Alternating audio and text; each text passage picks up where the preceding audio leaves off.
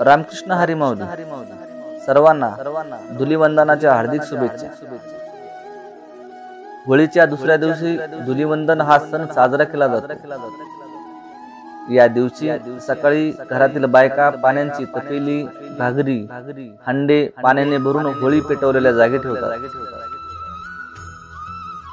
सूर्याच्या उन्हाने हे पाणी तापते. या पाण्याने लहान मुलांना आंघोळ घालतात. असे मानले जाते की या पाण्याने आंघोळ केली असता लहान मुलांना किंवा कोणालाही उन्हाळा बाधत नाही. या दिवसात कैऱ्याही मिळू लागतात. कैऱ्या उकडून त्याचा गर लहान मुलांना अंगाला लावून स्नान घालतात.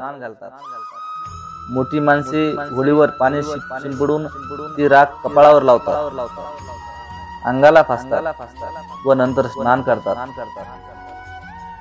काही ठिकाणी आजकाल लोकांनी आपापल्या सोयीनुसार होळीच्या दुसऱ्या दिवशी रंगपंचमी साजरी करण्याची प्रथा सुरू केली आहे.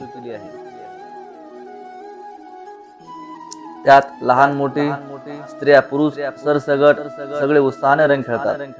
परंतु रंगपंचमी हा वेगळा सण आहे. रामकृष्ण हरी.